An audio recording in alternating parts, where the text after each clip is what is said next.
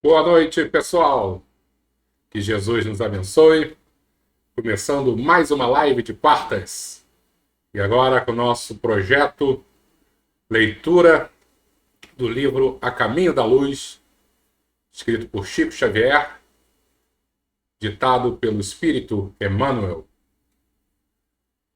Todos nós possamos aproveitar bastante esse bate-papo. E o nosso objetivo aqui não é mergulhar profundamente em nenhuma ciência, mas compreendermos de maneira mais profunda, isso sim, a importância, o cuidado que Jesus tem em nossas vidas. Ele, autorizado por Deus, o nosso Criador, é o responsável diretamente por nossas vidas. E esse, então, como eu disse, é o nosso grande objetivo: compreender o papel significativo dele no nosso dia a dia e na história da humanidade como um todo. Espero que todos estejam muito bem. Eu coloquei essa telinha aqui para a gente já ir aproveitando ao vivo o boa noite de cada um de vocês. Algumas perguntas que venham a surgir. Só que eu estou numa idade e eu não assumi ainda que eu preciso de óculos. Então eu vejo assim, eu não consigo enxergar nada. Então eu vou ter que dar, ao mesmo tempo, uma paradinha e dar aquela olhada na outra tela para poder enxergar. Então eu vou dar. Patrícia, tudo bom? Patrícia Barros, que tem várias Patrícias aqui. Que bom que você está aqui com a gente, minha amiga. Boa noite, Albertinho, boa noite. Marisa, minha irmã. Boa noite, Marisa. A Vália, minha querida Vália, como é que você está? Boa noite. Patrícia Valente, boa noite. A Vera Lúcia, boa noite. Denise, tudo bom, Denise? Muito boa noite para você também. Sérgio, tudo bom, Sérgio? Enfim, muita gente legal. E vocês sabem que realmente eu gosto muito de vocês, não é da boca para fora. E eu fico muito, muito feliz quando a família está toda reunida aqui e a gente consegue bater esse papo. E, por favor, se vocês puderem, vamos compartilhar esse nosso pequeno curso para que mais pessoas possam ter acesso a essas informações e terem essa noção de que somos cuidados por, por algo muito maior do que podemos compreender. Bom, não estamos sozinhos nessa batalha, e às vezes a gente se sente um pouco perdido, abandonado, e é comum, todos nós passamos por isso, mas esse sentimento de que existe uma força maior e uma força tão próxima da nossa história, que é Jesus, que cuida de nossas vidas, é muito importante. Tá bom? Então hoje nós vamos iniciar o primeiro capítulo do livro e eu preparei uma introduçãozinha um pouco mais técnica, até porque essa parte é uma parte que, claro, mais uma vez, como eu vou repetir, Emmanuel sempre traz essa figura de Jesus muito para próximo da gente, dizendo o seu papel importante na criação, mas ao mesmo tempo ele nos traz alguns dados técnicos. Né? Apesar de ter sido escrito em 1938, como eu também já disse aqui algumas vezes, ele é muito atual. Então, tudo que hoje em dia existe de pesquisa, de compreensão desse início da formação do nosso planeta, né? Emmanuel, em nenhum momento ele fala algo destoante e que possa cair em descrédito, tá? E a gente vai pegar um pouquinho dessa atualidade, dessas informações, para depois pegar o livro e começar a destrinchar, começar a ler todo mundo junto. Tá bom? Então, o que eu fiz? Eu peguei já do um grande físico brasileiro, Marcelo Gleiser, esse breve histórico, uma breve história cósmica, né, que ele fez para gente, um resuminho, e a gente vai falar superficialmente sobre isso, e depois vai entrar um pouquinho mais aprofundado numa outra parte, para depois partir para o livro. Nada muito pesado, não, coisas que razoavelmente são simples de compreender, acredito eu. Tá bom? Então ele define esse físico em 4 eras da astrobiologia. Que eu acho que esse é o ponto que a gente vai mais necessitar hoje, falar um pouquinho de biologia e dessa união com a astronomia. Tá? Por isso que ele chama de astrobiologia. Então, no início, todo mundo já ouviu falar do tal do Big Bang, que é o início de tudo, quando o universo se forma, e o universo se forma 13,8 bilhões de anos atrás. Tá bom? Então, quase 14 bilhões de anos atrás, o universo se forma. Antes, a gente não sabe o que existia, né? Nem o tempo existia nessa época, e a partir desse momento, dessa grande explosão, onde toda a matéria do universo estava contida numa bolinha do tamanho de uma bolinha de ping-pong, e lá dentro não existia nada, né, como a gente conhece hoje em dia. Né? Na verdade, eram partículas subatômicas que estavam lá dentro. Eram fótons, aí você tinha coisas menores ainda do que os prótons, do que os elétrons, né? E são coisas bem técnicas que a gente não vai entrar nessa discussão. Mas é só para imaginar que não existia, por exemplo, nenhum átomo ali dentro. Os átomos não eram formados, não eram conhecidos. Eram partículas subatômicas ainda que depois iriam se formar nos átomos. E aí houve uma grande explosão. Toda essa matéria foi jogada para fora. Existe a formação do universo, né? O universo começou a se expandir. Estava tudo muito quente. Né? E aí a gente vê na nossa primeira era, que é a era da física, do Big Bang, as primeiras estrelas.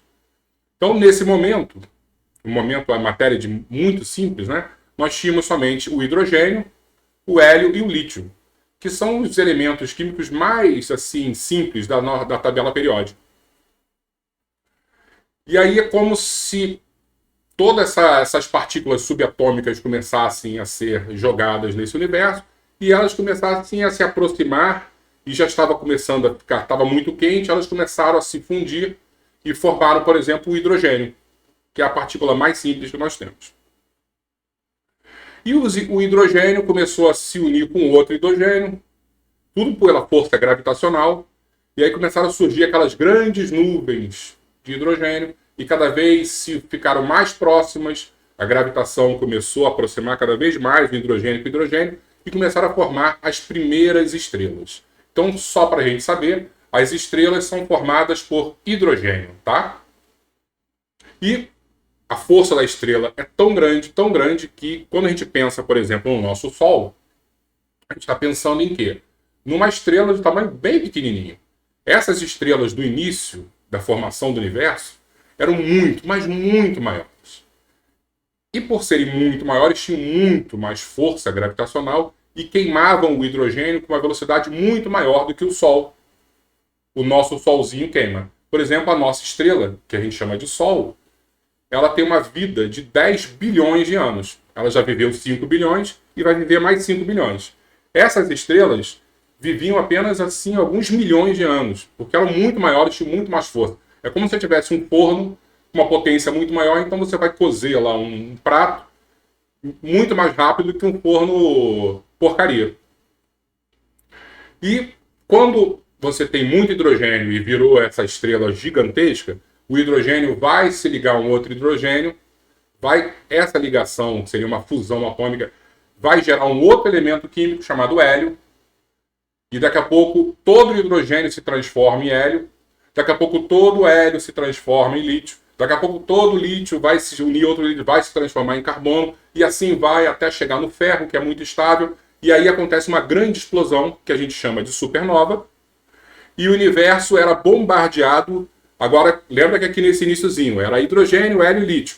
Agora, com essas explosões, o universo começa a receber oxigênio, carbono, ferro, em grande quantidade e em menores quantidades, aí aqueles elementos mais pesados, por exemplo, o ouro. Por isso que aqui na Terra você tem minas de ferro incontáveis e as de ouro são muito menores, porque o ouro é muito mais pesado, então é mais difícil de fazer.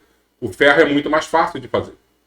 Tá? E aí o universo começa a ser bombardeado com esses novos elementos. É uma grande usina formadora de elementos, a estrela. tá bom? Deixa eu dar uma olhadinha aqui. Se vocês tiverem aí alguma dúvida, vai falando que eu paro e vou respondendo, tá bom?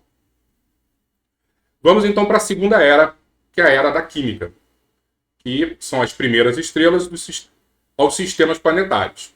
Foi o que eu já falei.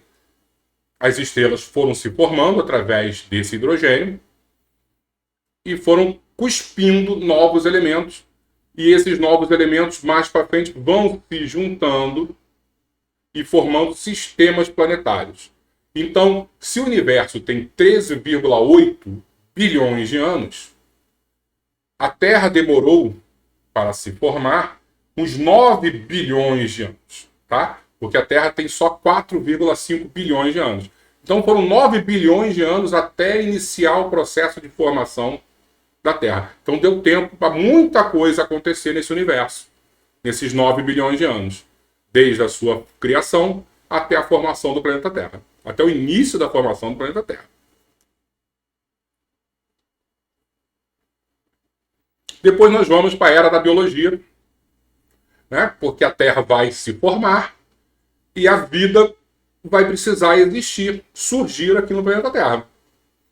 E aí a formação dos planetas propícios à vida, que nem todo planeta é propício à vida, como nós compreendemos, né? E algumas reações químicas que vão acontecer nesses planetas e que vão levar à vida. Em último lugar, nós temos a era cognitiva, que é da vida, a vida complexa, e depois chegando até a vida inteligente, que nos casos somos nós, surgindo. E aí é muito recente, são 200 mil anos atrás que surgem os sapiens. Hoje, basicamente, a gente vai falar, com a leitura do livro, um pouquinho da primeira, um pouquinho da segunda era e bastante da era da biologia, porque é a formação do planeta que Emmanuel começa a discutir no capítulo 1 do livro A Caminho da Luz. Se tiver alguma dúvida, como eu disse, só escrever, tá bom? Aí nós temos essa segunda imagem, que é o momento que nós já temos o planeta Terra formado. Nesse planeta Terra nós temos lá átomos soltos, né, completamente soltos. E aí nós vamos ter esse período, né, da química inorgânica, né, que são elementos químicos espalhados.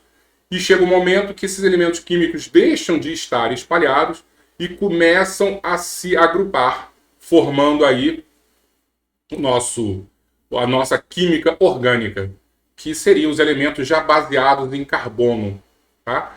Por que a gente fala isso? Porque nós somos feitos de carbono. Né? Nós somos seres orgânicos. Tá? Então, quando a gente está falando de carbono, a gente está falando dessa química orgânica. Então, do inorgânico, a gente vai migrar para o orgânico e que vai haver depois uma migração. Então, repare, nós não estamos falando ainda de seres vivos, tá?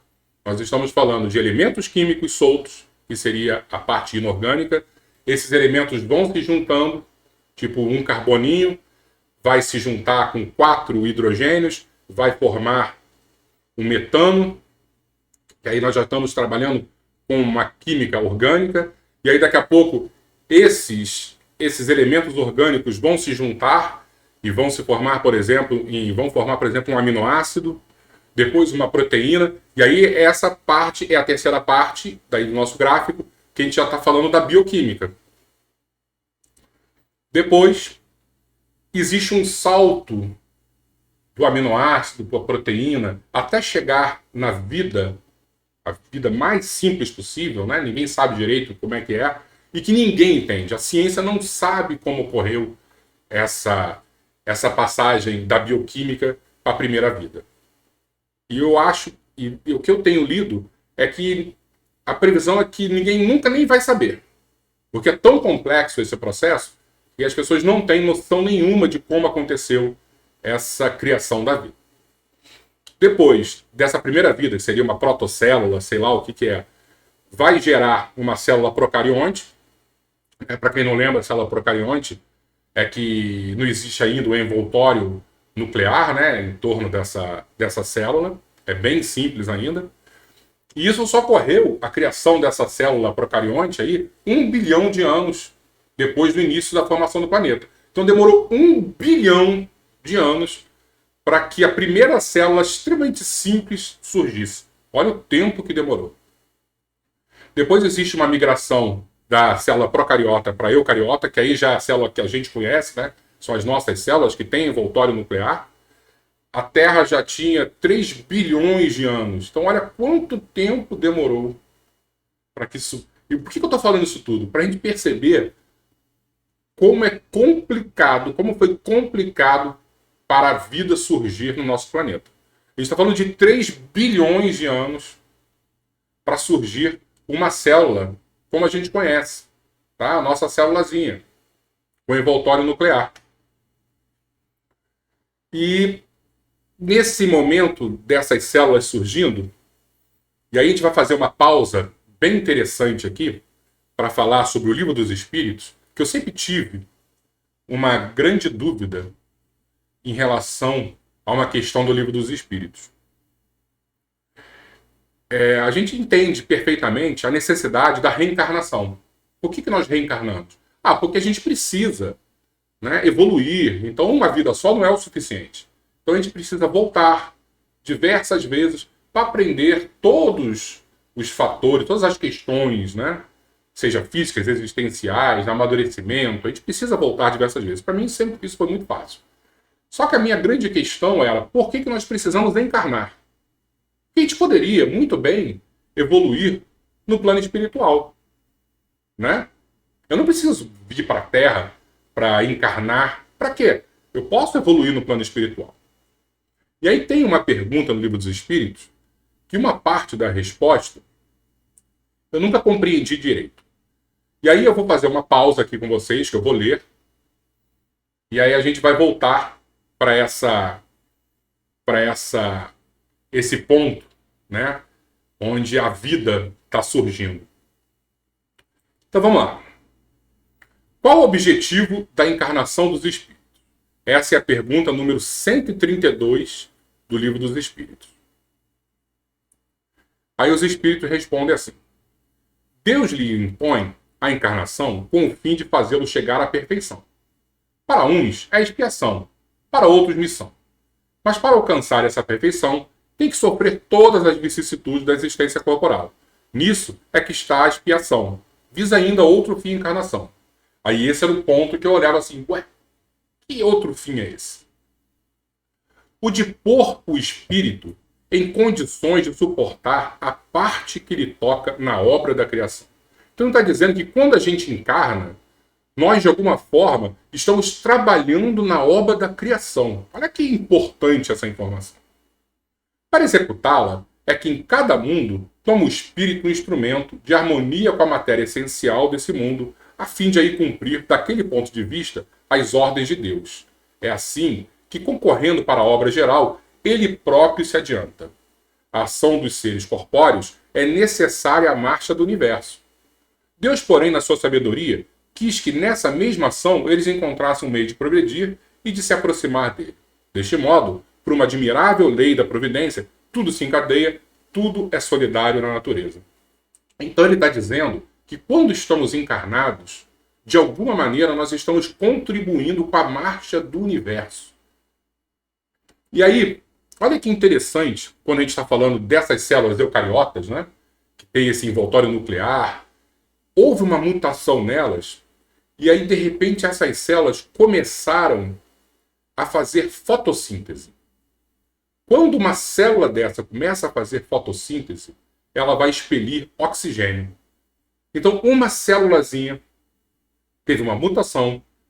Daqui a pouco, o planeta Terra inteiro começou a ser povoado por células com essa mutação que faziam fotossíntese e agora expeliam oxigênio. Isso, o fato de termos oxigênio na atmosfera do nosso planeta propiciou a vida como nós conhecemos.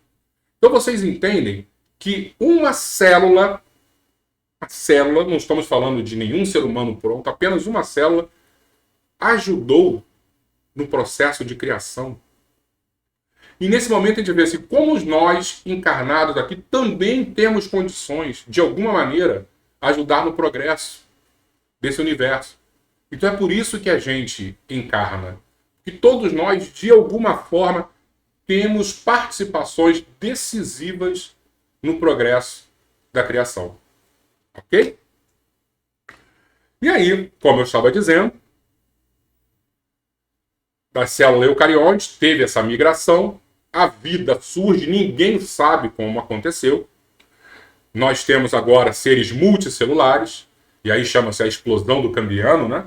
É um período paleolítico, onde a vida começou a surgir de maneira esplendorosa. A gente está falando agora de 530 milhões de anos atrás somente. E a vida surge com as esponjas, seres muito estranhos, né? Que a gente não compreende muito bem ainda. A gente tem muitos fósseis dele hoje em dia, a gente consegue perceber isso, mas ainda eram seres muito primitivos. Depois, as vidas multicelulares mais complexas. E depois, né, quando a gente fala mais complexo, a gente já está falando de vegetais, dinossauros, por exemplo. Dinossauros só são 250 milhões de anos atrás. E depois, a vida inteligente, né, 2 milhões de anos atrás, seres assim mais elaborados, como Australopithecus afarensis. E aí, 200 mil anos atrás, o Sapiens, tá? Então, eu acho que a gente já pode iniciar.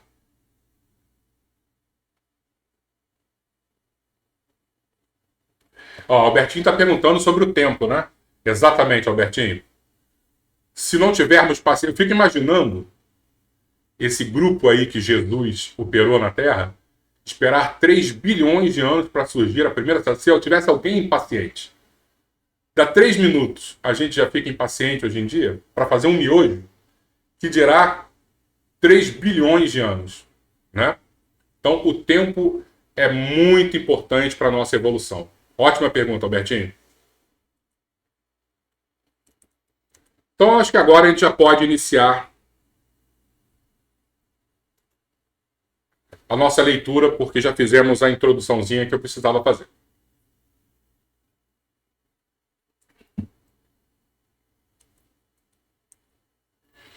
Então, o primeiro capítulo é a Gênese planetária, né? A formação do nosso planeta Terra. E aí Emmanuel começa com a comunidade dos espíritos puros. E olha como ele começa de maneira assim, já bem interessante.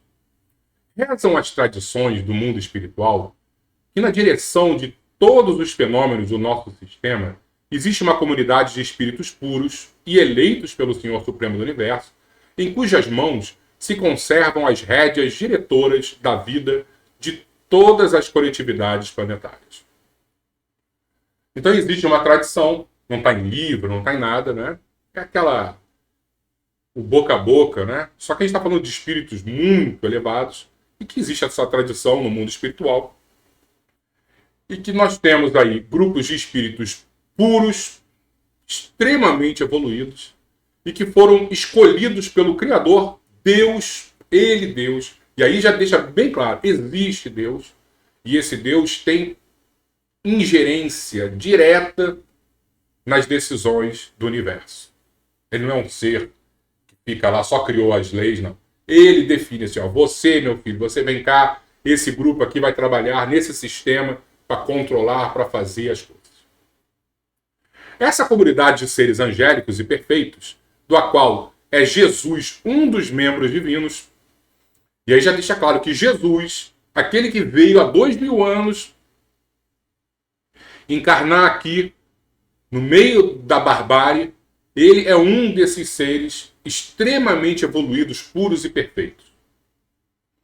Da qual é Jesus um dos membros divinos, ao que nos foi dado saber, apenas se reuniu nas proximidades da Terra para a solução de problemas decisivos da organização e da direção do nosso planeta por 2 vezes no curso dos milênios conhecidos. Então Jesus e esse grupo de espíritos puros e perfeitos, pelo que os espíritos bons sabem, se reuniram apenas 2 vezes na proximidade aqui do nosso sistema para decisão estratégicas. A primeira verificou-se quando o orbe terrestre do nosso planeta se desprendia da nebulosa solar. a fim de que se lançassem no tempo e no espaço as balizas do nosso sistema cosmogônico e os pródromos da vida na matéria e ignição do planeta. E a segunda, quando se decidia a vinda do Senhor à face da Terra, trazendo à família humana a lição imortal do seu evangelho de amor e redenção. Tá? Então esse grupo de espíritos reuniu-se 2 vezes, próximo daqui da Terra. A primeira, na formação do planeta Terra. Então a gente está falando assim, mais de 4,5 bilhões de anos atrás. Então olha que Jesus já é um espírito puro, no mínimo, há 4,5 bilhões de anos. Você vê a potência que é esse espírito.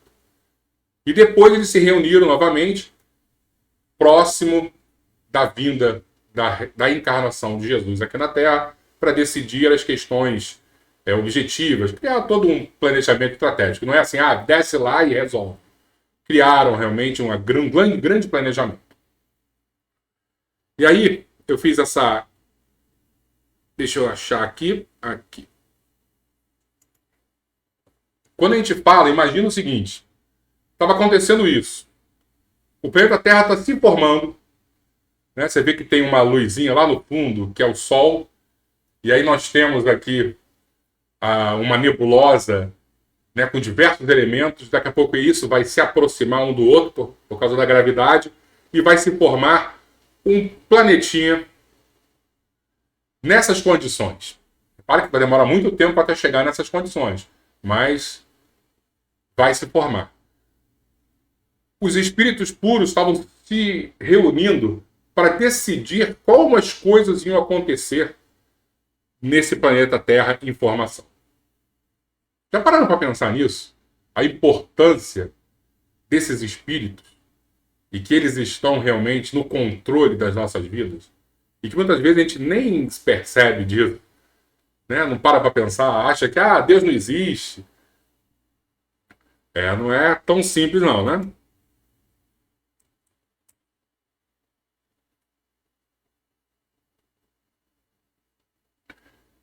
Boa noite, Alberto. A Silvia escreveu assim: eles são tão perfeitos que não precisam de muitas reuniões para realizar seus trabalhos. Exatamente, só 2, Silvia. Fizeram só 2 de grande importância, né? E organizaram tudo. Então, vamos para a ciência de todos os tempos. E aí, Emmanuel começa assim: não é nosso propósito trazer à consideração dos estudiosos uma nova teoria da formação do mundo, né? A ciência de todos os séculos está cheia de apóstolos e missionários. Todos eles foram inspirados ao seu tempo, refletindo a claridade das alturas, que as experiências do infinito lhes imprimiram na memória espiritual e exteriorizando os defeitos e concepções da época em que viveram, na feição humana de sua personalidade. Então o que Emmanuel está dizendo? Que ele não está querendo reescrever a história ou trazer grandes revelações. Porque as revelações vão surgindo, como o Albertinho falou, através do tempo. Né? O tempo vai passando, novas informações vão surgindo, e cada grande cientista do passado, grande filósofo, né, grande escritor, grande poeta, aí você pega a mitologia grega, que disse coisas tão belas, né, sobre a história dos deuses, da formação do planeta. Naquela época tinha um sentido. Só que o tempo vai passando e essas teorias vão caindo por água e vão surgindo novas informações. E ele vai dizendo exatamente isso, que ele não está querendo reescrever a história. Na sua condição de operários do progresso universal, foram portadores de revelações gradativas, no domínio dos conhecimentos superiores da humanidade. Inspirados de Deus nos penosos esforços da verdadeira civilização, as suas ideias e trabalhos merecem o respeito de todas as gerações da Terra, ainda que novas expressões evolutivas do plano cultural das sociedades mundanas tenham sido obrigadas a proscrever as suas teorias e antigas fórmulas.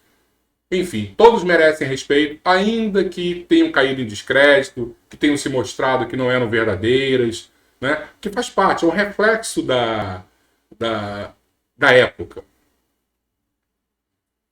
Lembrando-nos, porém, mais detidamente, de quantos souberam receber a intuição da realidade nas perquisições do infinito, buscamos recordar o globo terráqueo nos seus primeiros dias. Vou voltar aqui. O globo nos seus primeiros dias. Imagina colocar isso para funcionar. Que força realmente sobre-humana para que essa equipe de trabalhadores do plano espiritual, de seres extremamente evoluídos, para colocar essa máquina para funcionar, hein? Os primeiros tempos do orbe terrestre. A gente está falando desse período, tá, gente? Aí, que força sobre-humana pôde manter o equilíbrio da nebulosa terrestre, destacada do núcleo central do sistema, conferindo-lhe um conjunto de leis matemáticas dentro das quais se iam manifestar todos os fenômenos inteligentes e harmônicos da sua vida, por milênios e milênios. Distando do Sol cerca de 149 milhões e 600 mil quilômetros e deslocando-se no espaço com a velocidade diária de 2 milhões e 500 mil quilômetros, em torno do grande astro do dia, imaginemos a sua composição nos primeiros tempos de existência como planeta. Laboratório de matérias ignescentes, aquele fogo todo, né, aquela lava toda que existia, o conflito das forças telúricas, terremotos terríveis e das energias físico-químicas opera as grandiosas construções do teatro da vida no imenso cadinho onde a temperatura se eleva por vezes a 2.000 graus de calor, como se a matéria colocada num forno incandescente estivesse sendo submetida aos mais diversos ensaios para examinar-se a sua qualidade e possibilidades na educação da nova escola dos seres. As descargas elétricas, em proporções jamais vistas da humanidade, despertam as estranhas comoções no grande organismo planetário, cuja formação se processa nas oficinas do infinito. E é interessante que ele vai descrevendo, né, o que as teorias assim que foram descritas, né, foram propostas bem depois de 1938, aconteceram, surgiram. Tá? Então, por exemplo, essa questão desses raios, a eletricidade, até foi motivo de uma das provas, né, do tal de Stanley Miller, em 1953, quando ele conseguiu, dentro de um laboratório, criar o aminoácido através de uma atmosfera primitiva. Então ele colocou amônia, colocou vapor d'água, colocou alguns outros compostos e eu lembro que para fazer essa combinação toda de gerar um aminoácido, precisava de descarga elétrica. Justamente porque a atmosfera primitiva tinha muito vapor d'água, esses compostos, né, primitivos, e precisava dessas descargas elétricas de todos esses vulcões que existiam. Então ele fala exatamente aqui, ó. As descargas elétricas em proporções jamais vistas na humanidade despertam estranhas comoções no grande organismo planetário, cuja formação se processa nas oficinas do infinito. Aí ele vai falar sobre a criação da Lua. E isso é muito importante. Ó, a Silvia está falando aqui também. Um filme que ilustra bem esse período de animação fantasia. Vale a pena a gente ver a fantasia, hein? E aí ele vai falar sobre a criação da Lua. Isso é importante para a gente ver a criação da Lua, como existe um planejamento. Né? Que vamos imaginar que um detalhezinho desse não acontecesse. O planeta Terra não seria capaz de promover a vida como nós compreendemos. Tá? De repente poderia ser outro tipo de vida, sei lá, mas a nossa vida, nossa formação aqui não existiria. Então, para existir vida é muito complexo. Então ele fala sobre a criação da Lua. Nessa computação de valores cósmicos, em que elaboram os operários da espiritualidade, sob orientação misericordiosa do Cristo, delibera-se a formação do satélite terrestre, no caso a Lua. O programa de trabalhos a realizar-se no mundo requeria o concurso da Lua, nos seus mais íntimos detalhes. Ela seria a âncora do equilíbrio terrestre nos movimentos de translação que o globo efetuaria em torno da rede, da sede do sistema, o manancial de forças ordenadoras da estabilidade planetária. E, sobretudo, o orbe nascente necessitaria da sua luz polarizada, cujo suave magnetismo atuaria decisivamente no drama infinito da criação e da reprodução de todas as espécies nos variados remos da natureza. Então, vamos voltar aqui. Lembrando aqui que nós temos o nosso planeta nessa forma, vem um outro planeta do tamanho de Marte, se colide com a Terra. Essa batida faz que da Terra saia um grande pedaço, e esse pedaço vai se formar a Lua. Tá? Como a história de Adão e Eva, né? A Eva sai da costela de Adão, a Lua é uma costela do planeta Terra.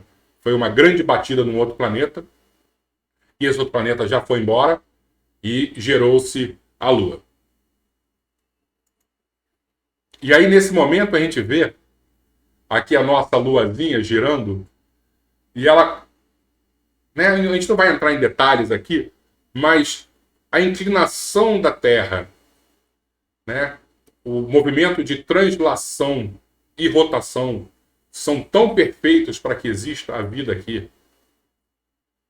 E se tivesse, por exemplo, vamos pegar assim, o exemplo de Júpiter, que eu acho que são 40 luas ao redor de Júpiter. Né? Se tivesse só mais uma luazinha, a Terra já não giraria nesse formato, nessa perfeição, onde nós temos 4 estações bem definidas, e aí a vida consegue ter planejamento. Imagina se fossem movimentos aleatórios. Você não ia ter nenhum tipo de planejamento para a vida. Né? Quando a gente olha assim, as nossas estações, primavera, verão, outono, inverno, tudo está encadeado, tudo está extremamente perfeito para que a vida surja, e aí daqui a pouco, de alguma forma, ela renasce. Se não tivesse essa lógica organizada, né, fosse aleatório, não daria certo. Então, a importância da nossa Lua é extremamente vital para o surgimento da vida. Solidificação da matéria. Deixa eu dar uma olhadinha para ver se tem alguma pergunta.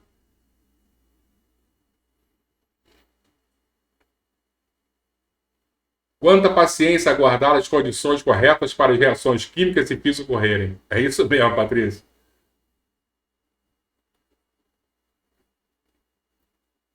É perfeito. Esse planeta precisa de uma lua. O nosso organismo precisa das condições desse planeta para ele... Exatamente. As próprias marés, né, Patrícia? Né? Como é que as marés são influenciadas pela lua? Dizem que até o crescimento dos cabelos. Eu já não tenho esse problema, porque a lua não influencia em nada o crescimento do meu cabelo. Mas dizem que para quem tem, ela também influencia. A solidificação da matéria. Na grande oficina surge, então, a diferenciação da matéria ponderável, dando origem ao hidrogênio. As vastidões atmosféricas são amplo repositório de energias elétricas e de vapores que trabalham as substâncias torturadas no orbe terrestre. O frio dos espaços atua, porém, sobre esse laboratório de energias incandescentes, e a condensação dos metais verifica-se com a leve formação da crosta solidificada. Ele está dizendo que as coisas estão se acalmando, né? Aquele planeta que a gente mostra ali girando vermelho de fogo já está começando a apagar, surgindo água. É o primeiro descanso das tumultuosas comoções geológicas do globo. Formam-se primitivos oceanos, onde a água tépida sofre pressão difícil de descrever-se.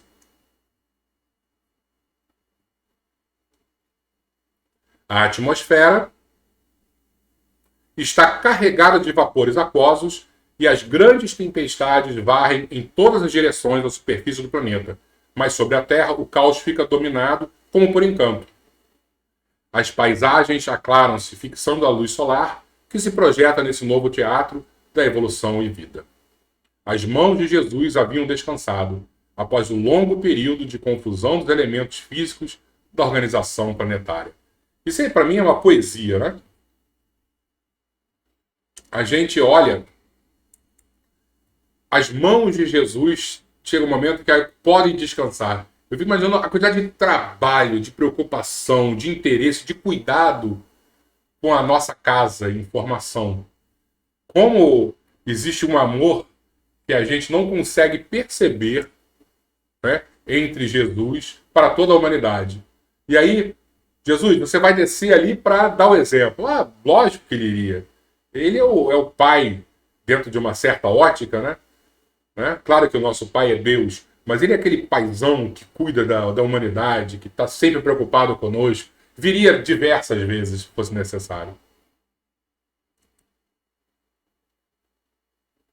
O divino escultor, sim, ele havia vencido todos os pavores das energias desencadeadas. Com as suas legiões de trabalhadores divinos, lembrando que ele não estava sozinho, né? Tinha muito trabalhador, lançou o escopo da sua misericórdia sobre o bloco de matéria informe, que a sabedoria do Pai deslocara do sol para suas mãos augustas e compassivas. Então está dizendo que Deus, né, deu para ele assim, vai meu filho, trabalha com essa matéria aqui e cria esse planeta. Operou a escultura geológica do orbe terreno, talhando-a a escola abençoada e grandiosa, na qual o seu coração haveria de expandir-se em amor, claridade e justiça. Com os seus exércitos de trabalhadores devotados, estatuiu os regulamentos dos fenômenos físicos da Terra, organizando-lhes o equilíbrio futuro na base dos corpos simples de matéria, cuja unidade substancial, os espectroscópios terrenos puderam identificar por toda a parte do universo galáctico. Esse tal do espectroscópio é um aparelho, né, que os astrofísicos usam para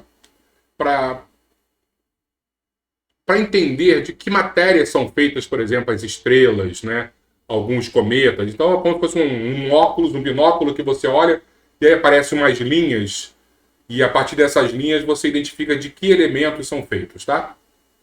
Você vê que Chico Xavier, no caso, devia estar muito ligado na ciência da época para escrever isso tudo, né? Eu acho muito improvável que Chico, tadinho do Chico, apesar de eu amar o Chico, mas em 1938, no interior de Minas, tivesse tanto conhecimento assim.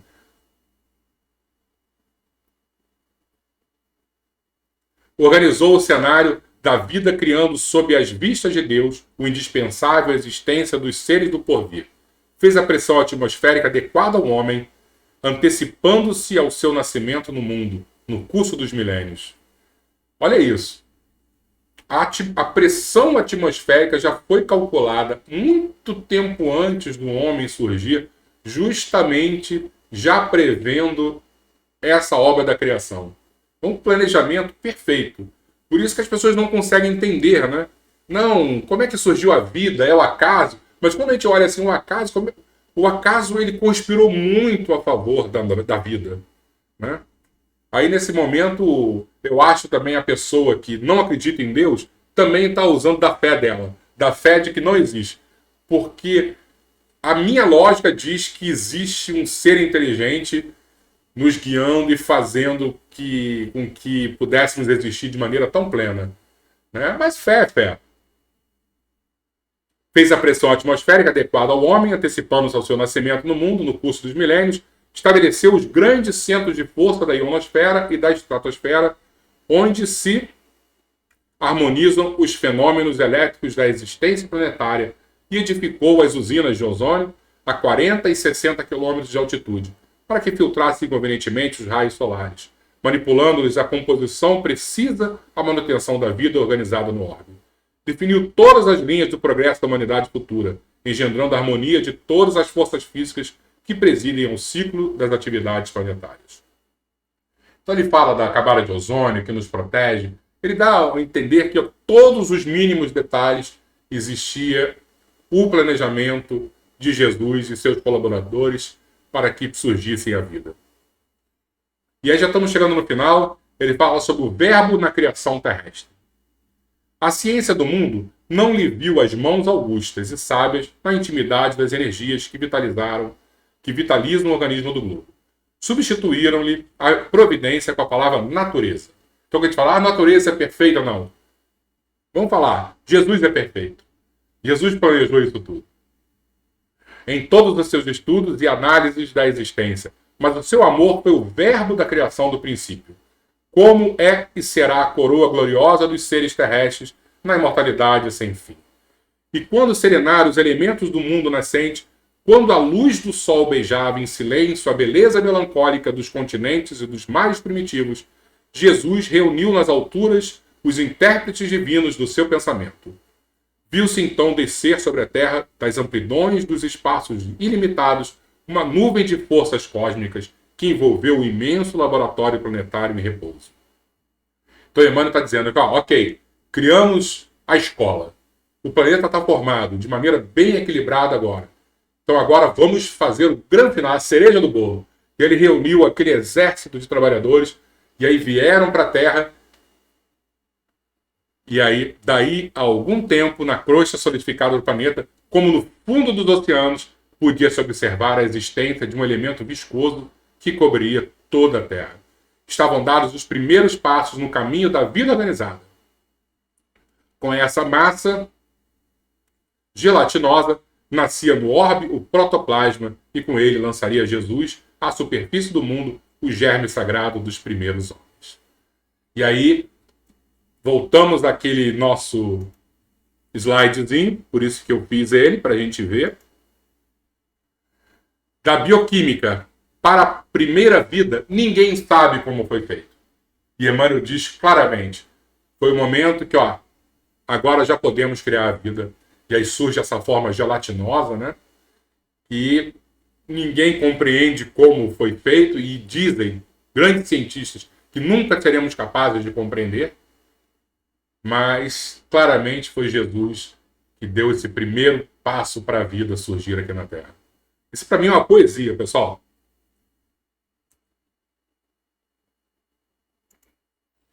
E assim terminamos o nosso primeiro capítulo.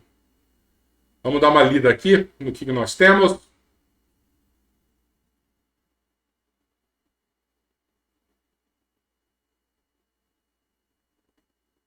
Silvia falando da obra maravilhosa, né? Que não é nada é fruto do acaso.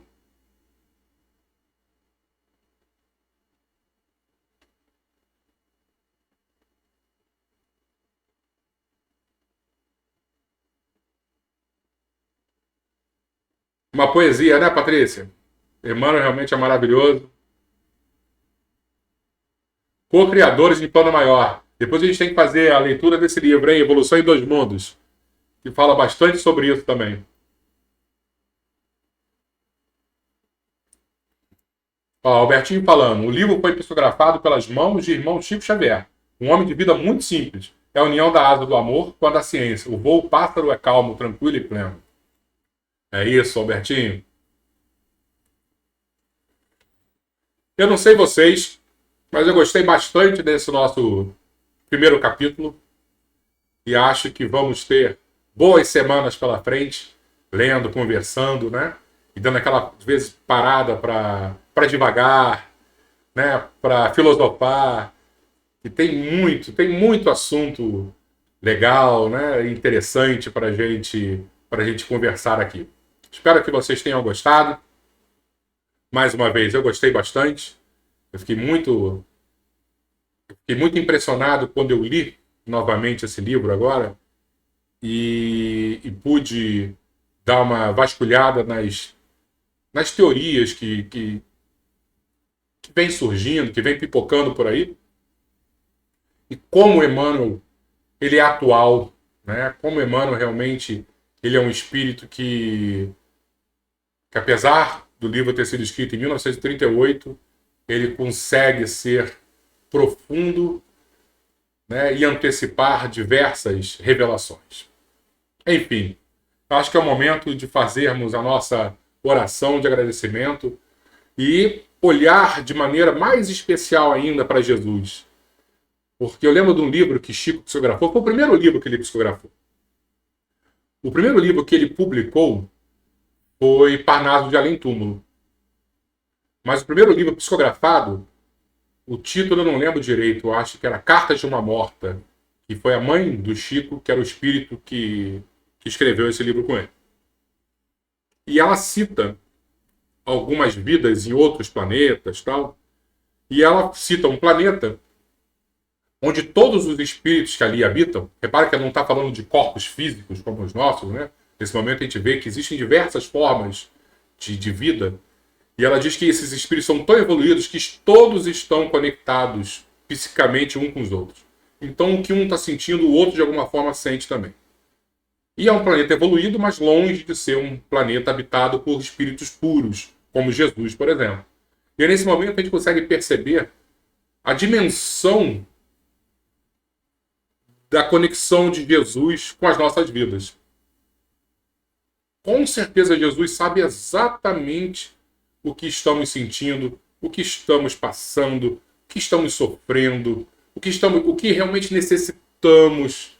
Então, quando a gente olha esse potencial gigantesco que é a prece, que é a gente se conectar a ele e pedir ajuda, né? Solicitar bons pensamentos, né? Essa colaboração dele através dos bons espíritos, a gente não pode perder, não podemos perder essa chance. Tá bom? Então é o momento da gente agora fazer uma prece. Quem puder, pega um copinho d'água. Deixa eu colocar a minha água aqui para a gente fluidificar. Que os bons espíritos estão aqui conosco e, de alguma forma, nossos lares, nossas vidas estão tocadas por esse grupo tão maravilhoso de seres que nos amam tanto. Vamos lá, então.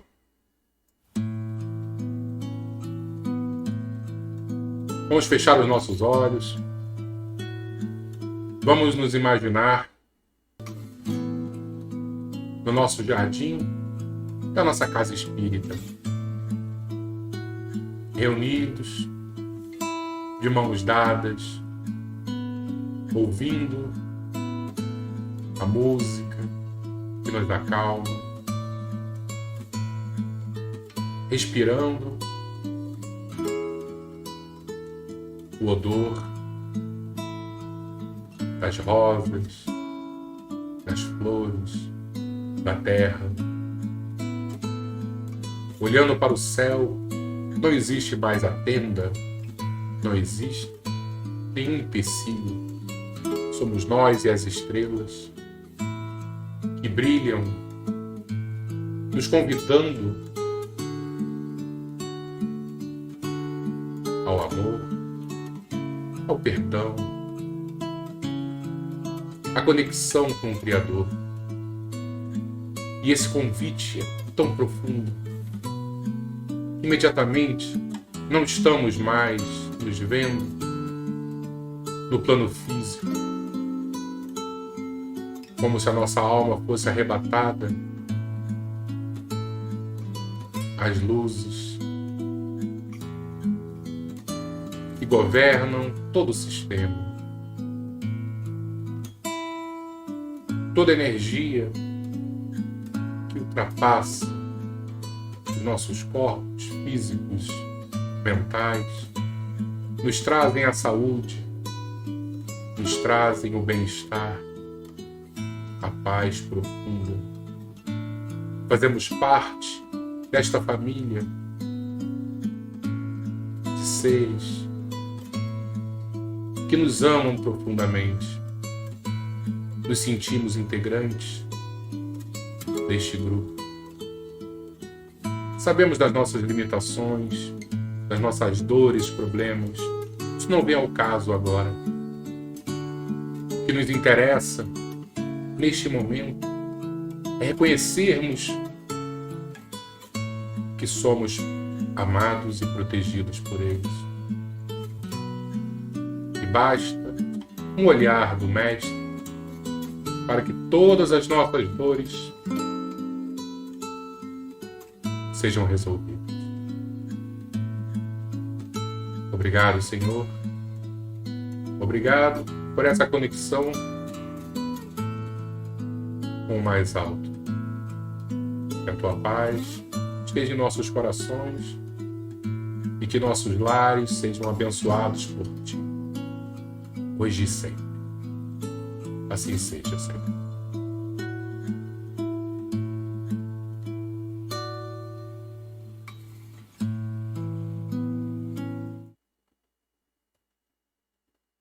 Muito bom, pessoal.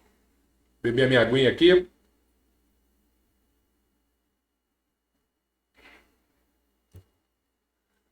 Espero que vocês tenham ido tão longe como eu fui aqui em pensamento. Olha que eu tenho medo de altura, mas eu consegui, de alguma forma, viajar para longe e me sentir tocado por esses espíritos que realmente nos amam tanto. Fiquem com Deus.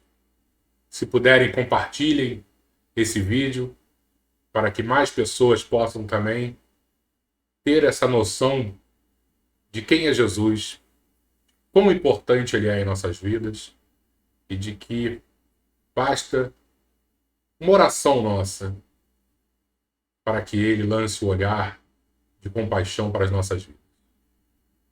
Fiquem bem e Jesus, o nosso Mestre, nos abençoe. Boa noite a todos.